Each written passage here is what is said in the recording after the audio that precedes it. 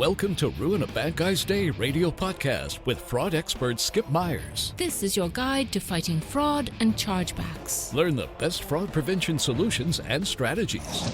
How to enhance your fraud prevention team. And how to prosecute criminals.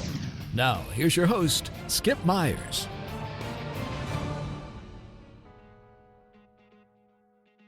Coming to you from Atlanta, Georgia, this is the broadcast that gives you the knowledge and tools to help you ruin a bad guy's day before they ruin yours. Hey, thanks so much for tuning in to Ruin a Bad Guy's Day radio podcast. I thank you so much. Hey, I'm Skip Myers. I'm the host of Ruin a Bad Guy's Day radio, and I want to start off by thanking everyone who continues to support the show, and especially those loyal listeners who keep sending in all that great feedback and all those terrific emails. Thank you very much.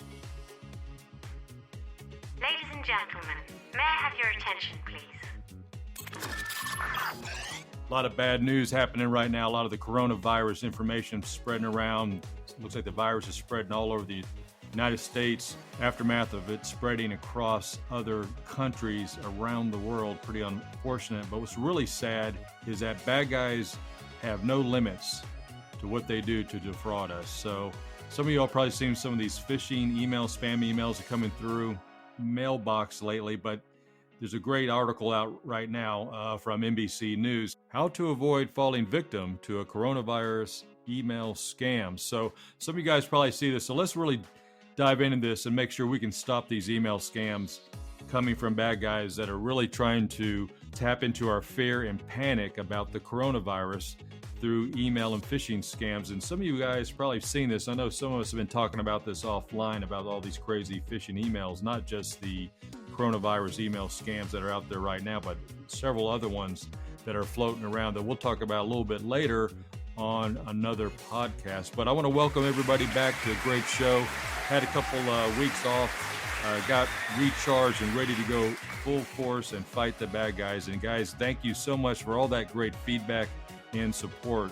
It really means a lot. I really appreciate it. So has any one of you guys got one of these emails from the Centers for Disease Control and Prevention, the CDC, or WHO, the World Health Organization, about the coronavirus outbreak? Well, you probably have. Hopefully some of those have been legit, and hopefully some of those have been from your organization or company. So do you think you should read it? Well, of course, the bad guys are banking on that your curiosity and the way the media is driving this story, that you're probably going to click on that email because you're very curious about the latest news. So should you click on it? Should you click on that link? Should you go to another site? Should you download the file that tells you how to, prevent the coronavirus?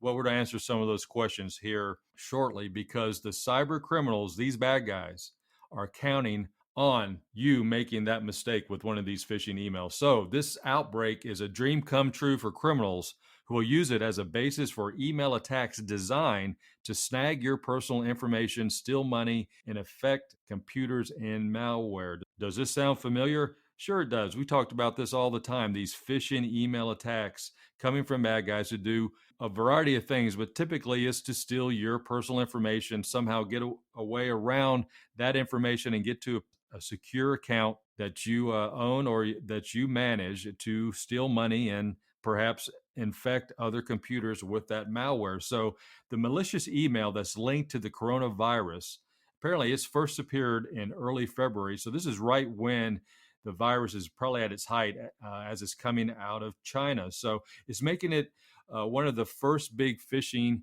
campaigns of the year. So a global health disaster like this creates a golden opportunity for fraudsters, as there is no population or demographic that is not paying attention to this information. So as a result, the potential for those impulse and panic clicking is higher than normal. And this is according to Adam Levin, a digital security expert who's the chairman of CyberScout, a data security firm, and the author of Swiped, How to Protect Yourself in a World of Scammers, Phishers, and Identity Thieves. So a lot of these bogus emails look legit. And I'm going to post a couple of these bogus emails on the podcast, in the podcast notes, so you can look at, and so you can kind of see what we're talking about here. So I'm going to post that in the podcast notes. So what you're going to see in these phishing emails that are trying to grab your attention, hopefully to get you to click on a link, are these coronavirus awareness emails. And some of these emails are coming from WHO. And all of y'all should know that WHO right now is front and center in the news. And WHO is the World Health Organization. So if you see one of these emails in your inbox from WHO or the World Health Organization, really be aware that this is possible phishing scams. So I'm going to show you again in the podcast notes what this email looks like. But the email looks legit on the surface. But if you really start looking at it with a really close eye and attention to detail, again, there's some misspellings. The word safety is missing the letter E. It's very interesting, and that's part of the title of this email. So there's other peculiar things about this email that would grab your attention. Some sentences or words without spaces, and just a little strange verbiage. So anyway, it is not legit. And this particular email that I'm going to show you is a fake email from the World Health Organization. It's not really from them. It's fake. It's designed to make it look like it is so that you can click on a link there. So those who click on that link usually wind up on a site that's created by criminals to steal your email credentials and other personal information. Again, this is a typical basic phishing attack. And in this case, the bad guys are using the news of the day, the coronavirus scare that's out there, to scare you into reading the email and clicking on one of these links. So Sophos is a UK-based internet security company recently warned about bogus emails that appear to be providing information about the coronavirus safety measures from WHO. Again, WHO is the World Health Organization. A senior analyst there said that the email is short and simple, something that could be created in just a few minutes. The message doesn't need to be very complicated, they say, because there's so much interest and concern about the virus. All of the criminals need for you to do is click on the link and land on a site that they control so that they can steal your email password.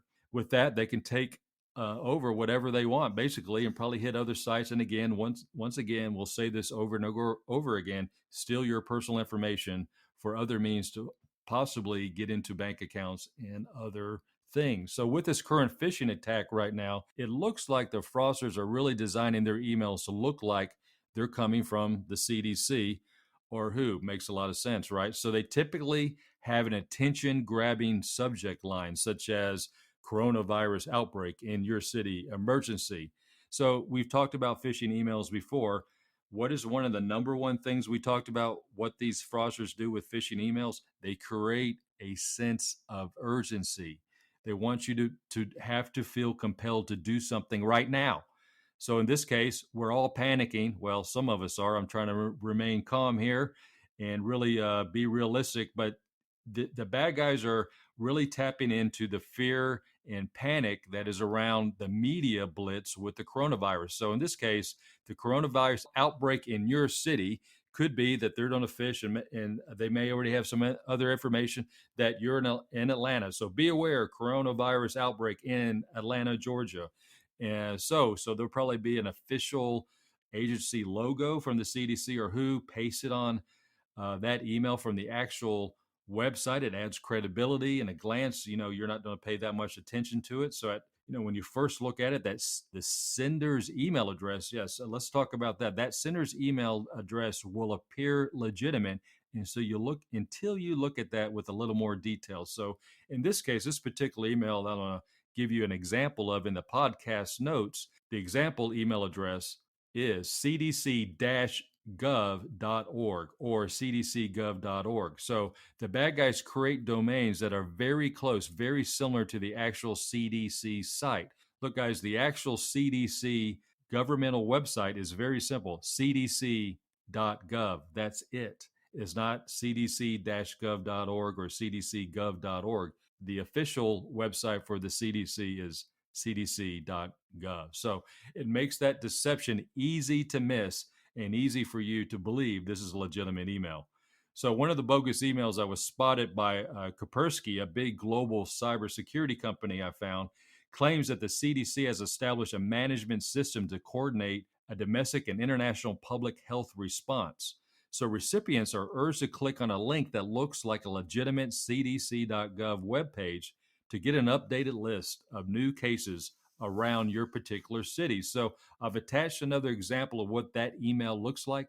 again, it's very, very compelling. It looks real, but when you look at it a little bit closer, you're going to find some irregular details about the email address. Again, I'll state again, it's not cdc.gov in the email header. It's cdc-gov.org, which is not the actual website for the CDC. So there's other things in this particular bogus email that is not from the CDC. So you pay very close attention to that. This is a great example in case you get a phishing attack or an email that you believe is legit, but is actually a phishing email that maybe give you some clues what to look at in the future. So this is just another case of a phishing attack designed to harvest usernames and passwords from people who click the link.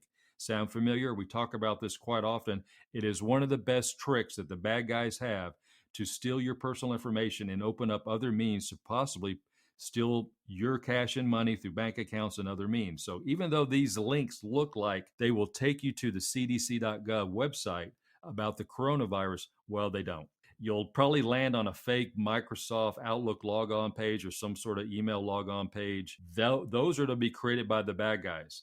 And that's created for the sole purpose to steal usernames and passwords. So criminals control these fake sites in these fake Outlook pages. So there's no reason to provide logon credentials to visit a public website, right? Why would CDC want that? That's not going to happen. So once the bad guys capture your logon credentials, use them to get access to your email account and look for anything worth stealing, according to a member of Kaspersky's security team. So there's more information here. I'm going to put in the podcast notes with some other examples here. Another great one right now is from an organization that's, again, saying they're with the CDC, but they're not. But they're actually, in this case, asking for a donation in Bitcoin to help fight the virus in their particular country. Boy, that's a stretch. So Kaspersky researchers have spotted other malicious emails made to look like that they were sent to the CDC, like the one I'm going to show you in the podcast notes. And this one that I'm showing you in the podcast notes and that we're talking about now, ask for that donation via Bitcoin to help fund its incident management system that's coordinating the response to the coronavirus. So funding of the above project, quite a huge cost, and we plead for your goodwill donation, the email says. Nothing is too small. From $10 to any amount, the message reads, and there's some typos in there too. You'll see those. Quite humorous. So, of course, the CDC is a government agency funded here in the U.S. by tax dollars, so it doesn't solicit for individual donations, and it certainly doesn't, and as far as I know, has never accepted Bitcoin. So some cyber criminals are also using the coronavirus to spread malware. Boy, what a crazy thing there. So links in the email are supposed to go to an educational material website that will also affect your computer. And security experts tell NBC News that these initial phishing attacks are successful. The volume of these attacks will quickly multiply. So, how to protect yourself from coronavirus email scams? So, you always need to be skeptical of any mail that asks you to click on a link or open an attachment, even when the email seems legitimate. And this is usually from emails that you receive that you've never really asked for information. You didn't sign up for a newsletter. It's not an account that you created. It's going to be an email that you receive that looks legitimate, but it's not something that you're really familiar with. Now, in this case, again, like I said before, the bad guys are preying on panic and fear. In this case, it's all revolving around the coronavirus. So in most cases, you can probably get the information you need by typing in the URL yourself. For the latest information on the coronavirus outbreak, just go directly to the CDC website, and that's cdc.gov. And so there's a security team at Saphos, a security management company that has some great tips. And we've talked about this before. These are some of the most basic tips to make sure you don't fall victim to any phishing scam. So let's go over this very briefly here. So never be taken by the sender's name in that email. So scammers can put any name they like in the from field. So like we talked about before, cdc-gov.org isn't really the legitimate sender. It's cdc.gov, which is. So always look out for that, and always look out for spelling and grammatical errors. Almost every one of these emails that are phishing related have some sort of spelling and grammatical error. Now, not all bad guys make mistakes. Apparently, they pass some form of language class in their educational system, but many do. So take extra time to review those messages for those telltale signs that they are fraudulent. All right, also check that URL before you type it or click a link. So if the website you land on doesn't look right, steer clear of it. Do your own research and make your own choice about where to look. So take the time to research that, Google it, find those correct websites, and that's where you get the actual information you're looking for, not from an unsolicited email. So never enter data that a website shouldn't be asking you for. So a site that's open to the public, like the CDC or WHO, will never ask you for your logon credentials. They're just not going to do it. And if you realize you just revealed your password to these imposters, these bad guys, so change that password as soon as possible. Yeah, you may all of a sudden figure out, oh my gosh, I missed that misspelling in the email, or I missed that URL that is not correct, is not the legitimate CDC website. That's okay. But as the minute or the second you know that happened, change that password for your email as soon as possible. So make sure you do that. If you don't do that, the crooks are going to try to use those stolen passwords immediately. They're going to try to do that as quickly as possible. So the sooner you change it, as always, the more likely you are able to stop them from doing anything malicious. Also, guys, never use the same password on more than one site. So the bad guys are hoping you do this. Hey, so once the bad guys have that password, they're going to try to use it on any other website, especially if they have your username, and try to get it in other accounts, because they know most people will use the same user and password over and over again on different accounts. Just don't do that. Another good tip here is turn on two-factor authentication. So that's if you can, of course. And yes, it's a slight inconvenience to enter that 6-digit code when you want to log on, whatever that code may be. I can tell you right now, most of my major secure sites or accounts that I do have two-factor authentication turned on for that extra layer of security. But if when you do that, this is a huge barrier for the bad guys. So with two-factor authentication, a stolen password by itself is useless. All right, I'm going to say that again. So with two-factor authentication, if you have turned that on one of your sites for an extra layer of security, having two-factor authentication on and a bad guy that has your stolen password to your email account by itself is useless to them. So this is a great way to really thwart the bad guys from getting your credentials into secure sites that you have created. So Kaspersky has 10 tips to protect yourself from phishing attacks on its website. I'm going to give you that link. There's some great tips there to really reference. Talk to your friends and family. Make sure they all know that. It will really be a big help as you serve others to protect us from the bad guys. So right now, here's a great update. So scammers have now taken things to the next level in sending out bogus emails designed to infect your computer with malware, according to Sophos, the security company. The email purports to be from the CDC Health Alert Network with updated information about outbreak safety measures in your neighborhood. Right. You believe that? So if you open the attachment, it downloads ransomware that will lock up your system and demand a payment for the decryption key. Does that sound familiar? So remember, health agencies are not sending emails about the coronavirus. To get the latest information, go to the CDC or the WHO websites or your state and local health departments. I'm going to put some more information in the podcast notes, more ways to protect yourself from email scams, all about certain measures, like we said, that you can go to from Kaspersky, the 10 tips to protect yourself from phishing attacks, which are very important. And just remember, guys, this is a scary time right now, but remain calm, stay alert, listen to the information, and make those good decisions, and never, ever panic. Hey guys, I hope you have a great week and continue to listen to Ruin a Bad Guys Day Radio. I appreciate all your great feedback and support.